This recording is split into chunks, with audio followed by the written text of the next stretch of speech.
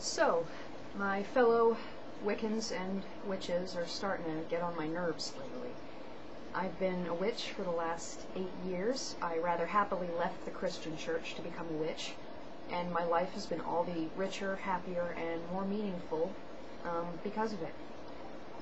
And I consider myself a pretty devout follower of the path of the goddess. But lately I'm noticing a lot of very strange, almost ironic behaviors in the Wiccan and pagan community, especially on the internet. Leaving aside the belief system itself, which there's no end to the amount of videos on YouTube explaining the Reed, the Wheel of the Year, and whatnot. I'd just like to get started on a few things that, a few observations, if you will, that I think are pretty stupid. First observation. A lot of Wiccans have a very deep distrust for Christians, and I cannot say that I blame them. And this is something that goes beyond the whole burning times historical issue, the time when we were being hunted down and burned alive because of what we believed in. This is almost virulent. Now, even myself, I went through this period of time, especially after I left the church, where I just loathed having anything to do with the Christian church. The sight of a crucifix just made me want to punch something. I don't feel this way anymore because I've come to terms with these feelings, but I'm noticing that there are a few of you out there that talk trash about the Christians, that single them out in the same way that you often accuse them of doing to you. Now, I'm the only Wiccan at my current place of employment, and I work with 2, maybe 3 other Pentecostal Christians, and while they know what it is that I believe, not a single one of them, so far, has treated me poorly because of my beliefs.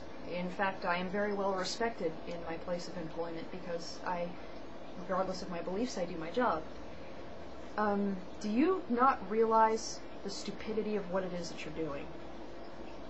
You don't like the Christians because they don't like you based on your beliefs. But, oddly enough, you turn that around and you go and do the exact same thing. That makes no sense whatsoever.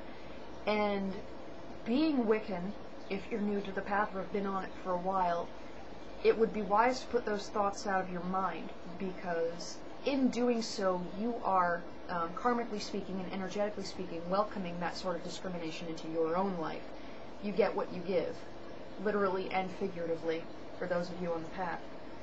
The second thing, and this is true of followers of any religion, but notoriously so for Wiccans, pagans, and anyone in the New Age community in general, is someone comes out with a new book or a new DVD about magic, mysticism, crystals, Stonehenge, aliens, what have you, and suddenly people just rush out to get it. I could use The Secret as an example, but that was a very good book, and I actually got a lot of very good information out of it. But The Secret, things like The Secret, Laurie Cabot is big time on this, and I'm sure there will be others soon to come. There are some people in the spirituality market, and it is a market, because they're there solely to make money, okay? L. Ron Hubbard. Need I say more? I've been to Salem, Massachusetts, and I had the pleasure of being in Salem, Massachusetts, both on a Halloween night and the day after, and it is a blast. But you really can't take any of that stuff too seriously, folks. It's like Disneyland for Wiccans. The museums are very well worth it.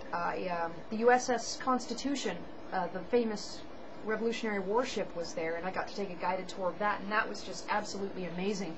There's also a pirate museum in Salem that's really cool, but I took a brief wander through Laurie Cabot's shop while I was there, and I noticed that not only does she carry pretty much the exact same merchandise that you can get at any New Age boutique, but some of these things are things that I can go to a grocery store and make myself for about 1/3 of the price that she was charging.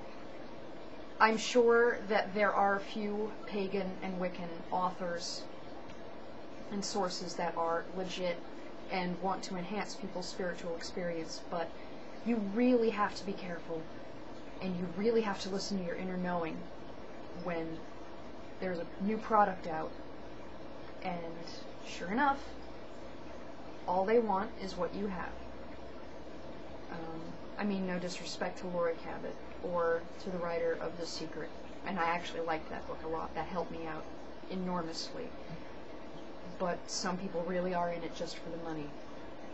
And it saddens me almost to see how blind some of my fellow Wiccans are to purchase the latest carved piece of crystal or the latest book that's out there.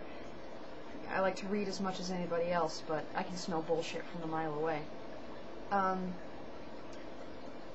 The third thing that's pissing me off about the pagan community, and this is understandable, and a most recent incident with Kathy Lee Gifford on the Today Show, making a little slip calling us pagans bad and nasty and evil. On witchvox.com there was an article that just made a quick link to the video, and suddenly there was a huge uproar in the pagan community. I personally emailed the Today Show and let them know my feelings on the matter, but there were a lot of very angry, just almost hateful responses to what she had said. And while Miss Gifford fucked up and did the worst possible excuse of an apology I've ever seen for any sort of a public figure, folks, you do not know discrimination until you've been fired from a job for not being a Christian, which I have. I had a manager who, I think it was her that was stuffing Jesus Loves You pamphlets into my locker because only she knew which locker I was using. And when I complained, she waited 3 days later, which so happened to be my birthday, to fire me over the phone. And aside from that being very not cool, in perspective, Kathy Lee Gifford making a little mental slip-up, which doesn't surprise me considering she's a fucking airhead, was not that big of a deal, at least not to me. Because people, public officials, privately speaking, places of employment, are going to continue to make ignorant assumptions about our beliefs, no matter what. I've just gotten used to it. And that doesn't make their mistakes that doesn't make it okay, but I wouldn't necessarily say that it's worth picketing and protesting outside of her house over. We tend to take the slightest bit of misjudgment against us to ridiculous heights and lengths.